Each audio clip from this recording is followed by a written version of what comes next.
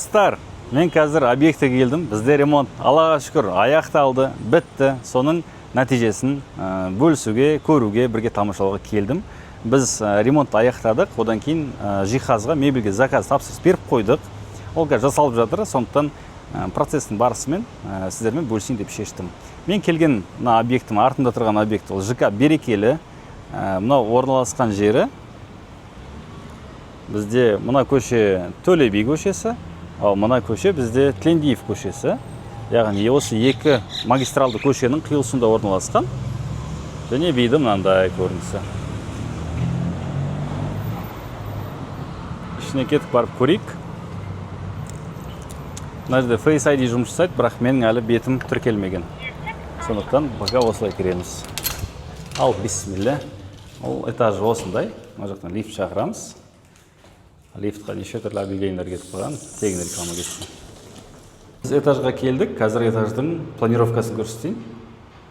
Біз мына жерден лифттан шықтық, шыққаннан кейін мына жаққа келеміз. Онда бізде мен таңдаған қатты бір маңызды фактор, этажда квартиралар көп болмау керек. 1, ар жағында 2, мына жағында 3, 4, 5. Осылай. Одан кейін мен андай кілттерді тастағанды ұнатпаймын. Бүкіл нәрсе бізде жаңа Face ID және пароль деген сияқты нәрселер болу керек.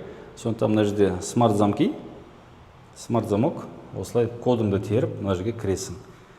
Кірген бойда бізде осындай бір широкий коридор, жақсы теплый цветте. Кстати, мен осы цветті ұнаймын. Біз 3 ремонт жасадық осы бригадамен, 3-інде де осы цветті таңдаған болатынбыз. Төбемізде натяжной потолок, софиттермен бірге. Кірген бойда оң жағымызда гардеробный алаң. Мына жерде щитовая, одан кейін барып мына жерде UTP кабель. Осы гардеробныйда үлкен киім, кіші аяқ киім және де чемодандарын сақтаса болады. Кірген бойда бізде оң жағымызда бұл гостиный бөлмесі. Бұл жақта, қалай десек болады, светтен аямадық, төбесі жап-жарық. Мына жерде кондиционердің орны. Мынау паркет дейма, или болмаса ламинат дейма, осындай бір цветті таңдадық. Мынау гардеробный зона. Ал мына жерде бізде лоджия. Бұл лоджиядан бізде вид болады. Бұл вид қалаға, тауға, шығыс жаққа. Және мына жерден адамдар өздеріне рабочий зона жасап алса болады. Соған арнайы жаңағыдай ауа кіретін орны бар. Екінші бөлмеміз біздің бұл кухня, яғни ас бөлмесі. Мына жерде кухонный гарнитур орнатылады. Мына жақта светін жағайық. Одан кейін мына жерде посудомойкаға орын қалдырып кеттік. Ар жақта холодильниктің орны, вытяжканың орны, плитаның орны. Мына жерден тауға қарап отырып адам тамағын ішеді. Қалай бұлай? Әдемі сияқты, осындай.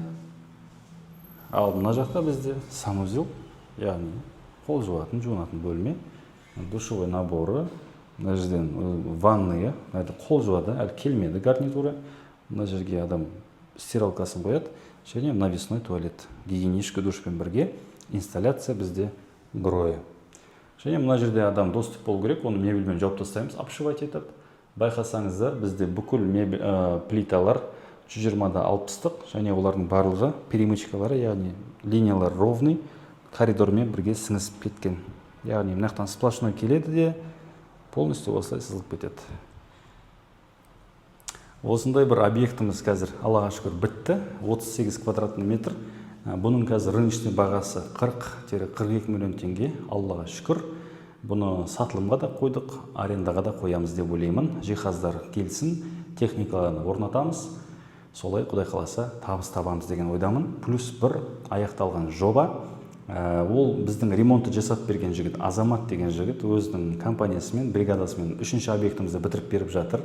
Братский реклама болсын, осында аккаунтын белгілеп, WhatsApp номерін қалдырып кетейін. Менен көп адамдар сұрайды, ремонтты кіммен қалай жасайсың деп. Бұл объектіге шыны керек, мен 2 рет па, 3 рет келген шығар, просто ұялып, андасында бір келіп қарап кетейін деген сияқты. Мінекей ремонтты ешқалай да бір қадағаламасақ та, Аллаға шүкір, аман-есен, абыроймен бітіріп беріп жатыр.